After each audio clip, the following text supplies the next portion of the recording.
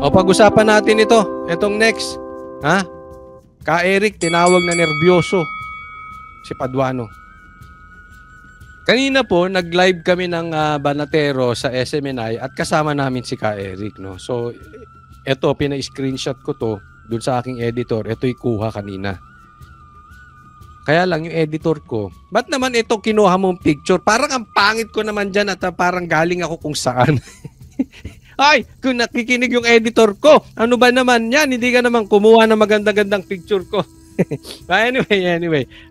Okay, so napag-usapan namin. At kung hindi nyo napanood yun, it's worth the time. Panuorin po nyo yan. Talagang derechahan po yan. No holds barred doon. Talagang binikbik. Dinikdik. Ni Ka Eric, pinangalanan niya mga NPA. Pinangalanan niya sila Castro. At we know that is public knowledge naman, di ba? Pero iba yung talagang pinangalanan niya. Si Castro, si Brosas, si Raul Manuel, at ito si Paduano, at marami pa. Panurin nyo yun. Okay, pero isa-summarize ko lang, talagang ang dami niyang sinabi ron. At isa po dito na tinawag niya nga nervyoso si Paduano. Bakit? Dapat pala patay na si Paduano. Kasi nung may enkwentro at siya ang di umanong bibira sa isang pulis, nung bunutan na, ninervyos. Sabi ni Ka Eric to ninervyos, nabitawan yung baril. Babanatan na siya nung pulis, buti na lang may sumagip sa kanyang kapwa NPA. Yun po yung kwento. So talagang dapat sana patay na si Paduano. Okay? May pagka-nervyo. Totoo ba ito, Paduano? Okay lang naman. Sumagot ka. Totoo bang nervyoso ka? Totoo bang patay ka na dapat pero nabitawan mo lang yung baril? Tanong lang yun, Si Ka Eric po nagsabi nun. Ikinuwento kanina sa amin. Sa live namin dyan sa aming programa sa SMNI. Tanong lang po. Tanong lang. Totoo ba yan, Paduano? Kaya ka daw sigaw ng sigaw. Kasi nervyoso ka. Kinwento niya. At kung gusto nyo malaman ang, kung gaano ang lalim ni Paduano dito sa NPA, panoorin nyo yun.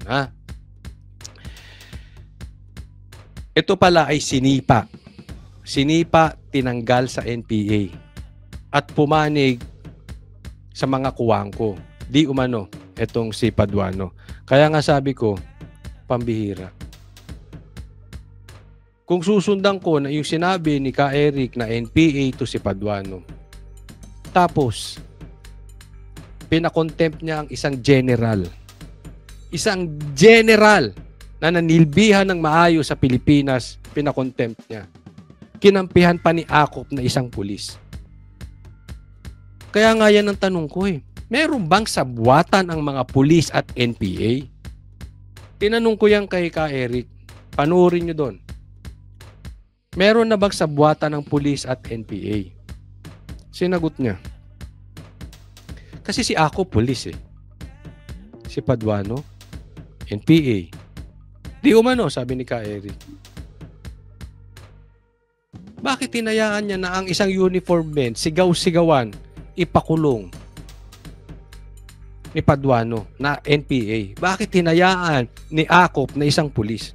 Wala man lang siyang sinabi. Diba? Ano yan sa buwatan? Ganun po. Alam mo, nakakalungkot. Kasi kung iisipin natin, talagang palubog ng palubog ang bansang Pilipinas. Dahil sa pangarap ng Marcos at Martin Romualdez na hindi na maalis sa pwesto. Yan po ay sinabi ni PRRD. Kinumpirma niya yan. At may pangarap si Martin as per BP Sara. Dahil sa pangarap nilang dalawa, hindi kahit na anong mangyari, kahit na papasukin na sa kamara ang mga NPA, kahit na mabastos na ang ating mga men in uniform, ang importante, ang pula at dilaw, ang pula at komunista, NPA magkakakampi. Dahil hindi nila kayang ang Duterte. Alam mo yung sinasabi na sa AKAP? Di ba? Nagkaroon, natanggap din yung AKAP na maisa sa batas na rin. Pinirmahan ng Senado.